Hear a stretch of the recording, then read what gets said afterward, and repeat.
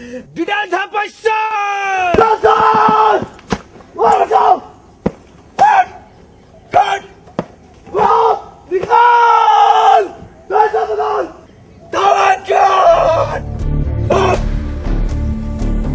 उसी रेजिमेंट के लोग हैं जिनके फौजियों ने सैकड़ों चीनी सैनिकों से गलवान की ऊंचाइयों पर लोहा लिया था। बिहार रेजिमेंट के 20 सैनिकों की जान गई, लेकिन उससे पहले वो अपना लोहा मनवा चुके थे।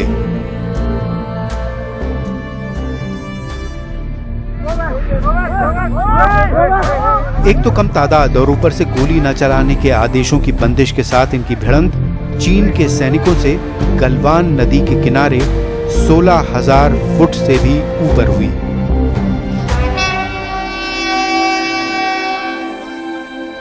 बेहद क्रूरता भरी आमने सामने की लड़ाई हुई, जिसके खत्म होने पर 20 फौजी नहीं रहे, जिनमें ज्यादातर बिहार रेजिमेंट के थे। उनके कारनामे कभी भुलाए नहीं जा पाएंगे।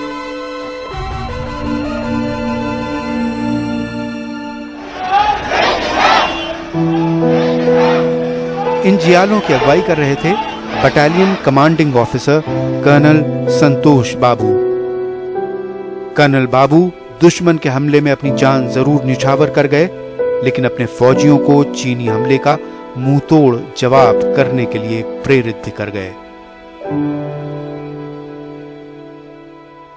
कर्नल बी संतोष बाबू और उनके साथ वहां मौजूद पूरी ऑफिसर्स की टीम, उन्होंने बिल्कुल आमने सामने की लड़ाई, जैसा आपको पता है कि उस क्षेत्र में एक पॉलिसी के तहत हथियारों के साथ डिप्लॉयमेंट नहीं की जाती पेट्रोल्स की, गुत्थम गुत्थे की लड़ाई में भी उन्होंने अपनी ड्यूटी को पूरा किया। पटना से बाहर दानापुर के रेजिमेंटल सेंटर में ही बहुत से सैनिकों को प्रशिक्षण मिला।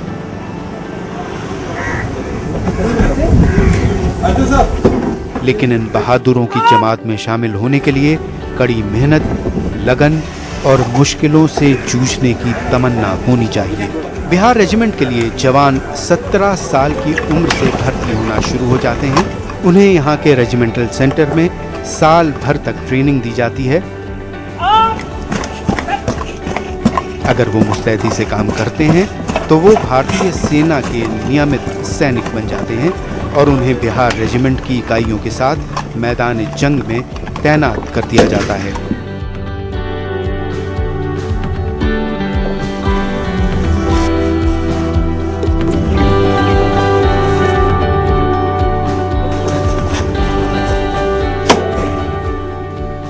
रेजिमेंटल सेंटर में जवानों को बुनियादी और उन्नत सैन्य कौशल की ट्रेनिंग दी जाती है। बुनियादी कौशल परीक्षण में उन्हें गोली चलाने, सहन शक्ति और ताकत बढ़ाने, हथियार संभालने और आत्म सुरक्षा की ट्रेनिंग मिलती है।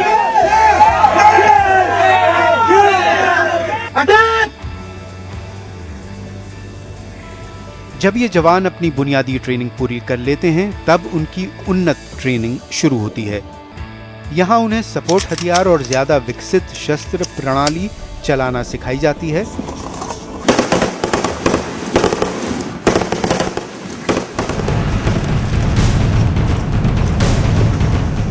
इसके अलावा उन्हें जिस सबसे जरूरी चीज की ट्रेनिंग मिलती है वो है काउंटर इंसर्जेंसी ऑपरेशंस, यानी उग्रवाद विरोधी कार्रवाई की।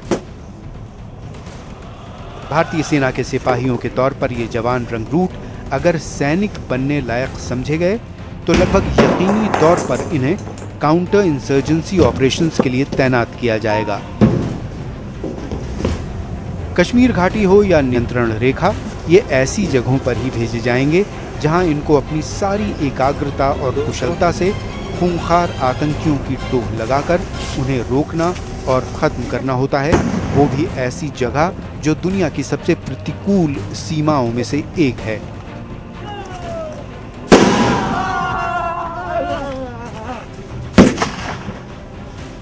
इनको पूर्वोत्तर में भी तैनात किया जाता है, जहां घने जंगलों के बीच ये छुपते गायब होते दुश्मनों से दो दो हाथ करते हैं।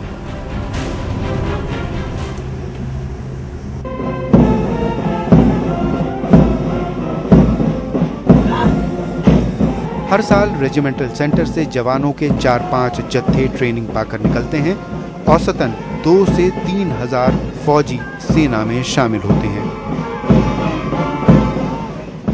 बिहार रेजिमेंटल केंद्र मौजूदा स्थान दानापुर में 1946 में आया और तब से लगातार रेजिमेंट की तकरीबन 26 बटालियनों में ट्रेनिंग पूरी करके सोल्जर्स को भेज रहा है।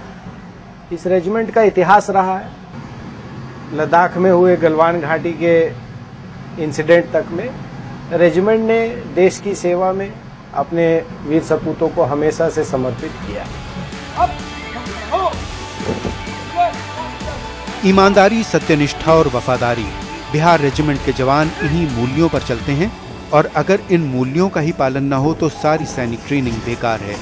रेजिमेंटल केंद्रों में यही बुनियादी प्रशिक्षण है जो भारतीय सैनिक को दुनिया का बेहतरीन फौजी बनाता है। अपने अफसरों पर, अपनी मुहिम पर और अपने ध्येय पर इनका मजबूत विश्वास रहता है। सभी एक साथ भारतीय सेना के सूत्र में अपने फर्ज पर डटे हैं।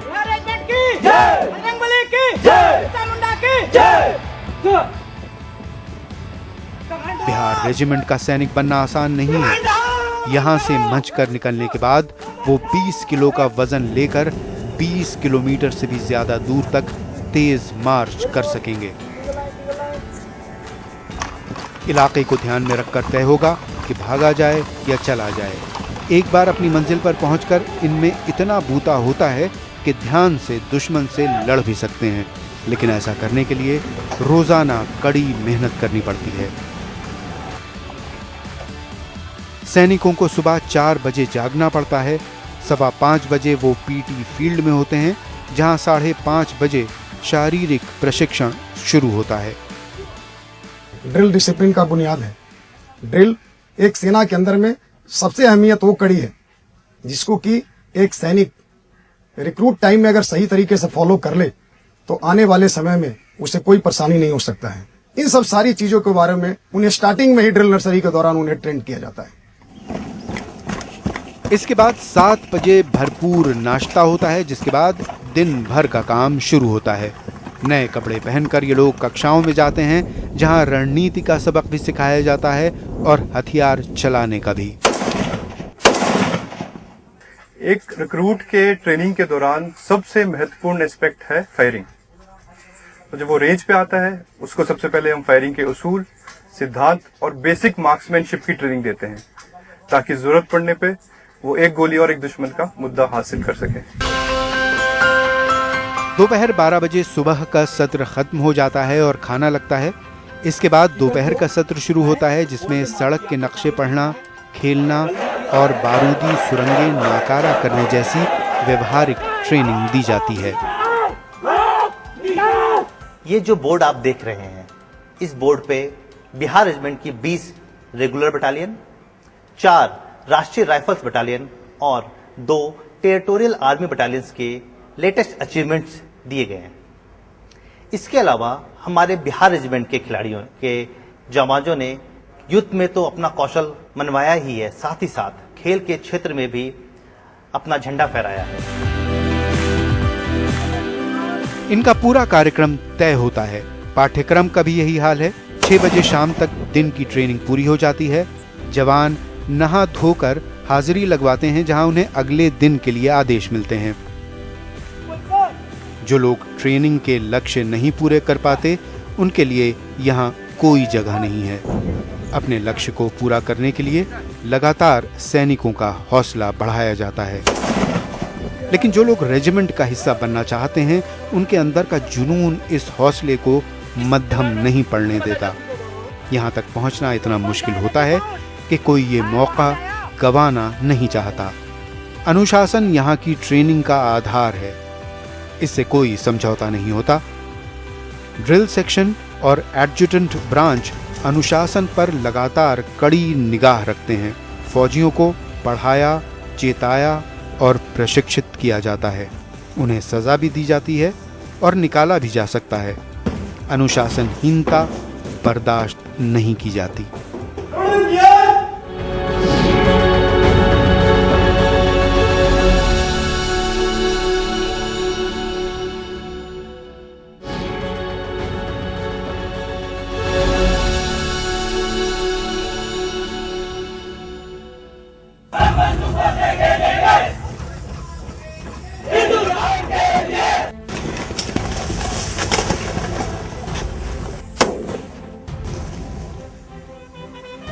भारतीय सेना की टुकड़ी बिहार रेजिमेंट की शुरुआत ब्रिटिश राज के जमाने में हुई थी।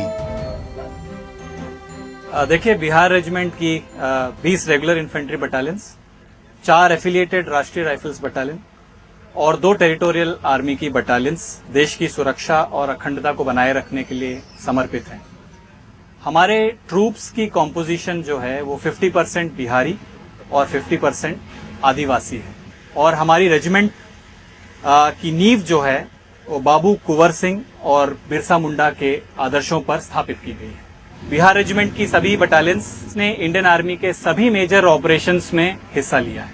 द्वितीय विश्व युद्ध में वन बिहार ने बर्मा फ्रंट पे ऑपरेशंस किए, इसमें उन्हें बैटल ऑनर, थिएटर ऑनर भी हासिल हुए। ये ट्रॉफी हमने 1971 में हमारे ही बिहार रेजिमेंट की 8वीं बटालियन ने ईस्ट पाकिस्तान में देवीपुर के ऊपर रेड करके एक विजय की निशानी के तौर पर हम लाए थे।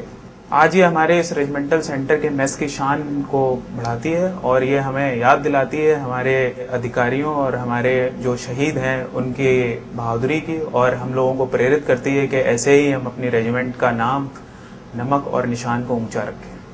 चंद्रगुप्त का साहस हूँ, अशोक की तलवार हूँ, बिंदुसार का शासन हूँ, मगध का आकार हूँ, जी हाँ मैं बिहार हूँ।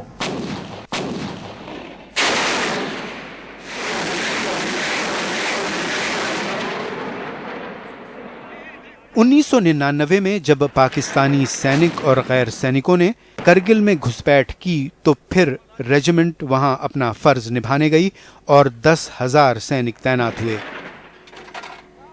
रेजिमेंट के फौजियों ने जुलाई 1999 में बटालिक सेक्टर में जुबर रिज जैसे अहम ठिकानों पर कब्जा किया। करगिल में लड़ने वाले सैनिकों में अवधेश कुमार भी शामिल थे।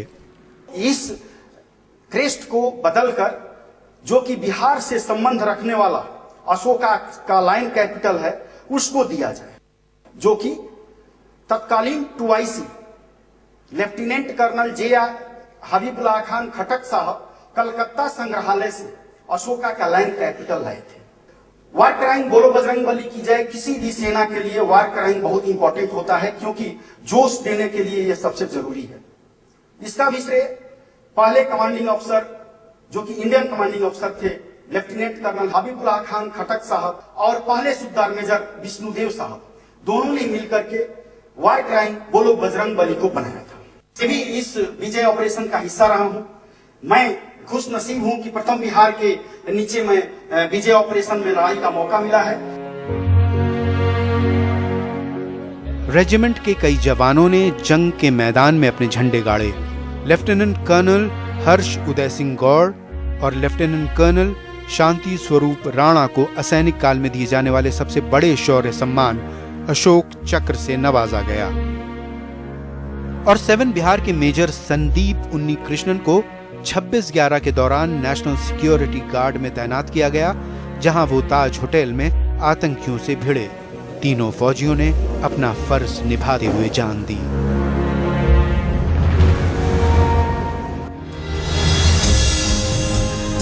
आज स्वतंत्रता दिवस पर जब हम भारतीय होने पर गर्व महसूस कर रहे हैं तो एक लम्हे के लिए भी उन्हें नहीं भूलना चाहिए जो हमारी सरहदों पर तैनात हैं। दसियों हजार फौजी लद्दाख के दुर्गम इलाकों में हैं। इनमें बहुत से बिहार रेजिमेंट के हैं। ये लोग न तो ये प्रोग्राम देखेंगे और न शायद इसके बारे में सुने, इसलिए क्योंकि वो अपने काम में मसरूफ है। कड़कड़ाती सर्दी में चीन से लगी सरहद की हिफाजत करने में।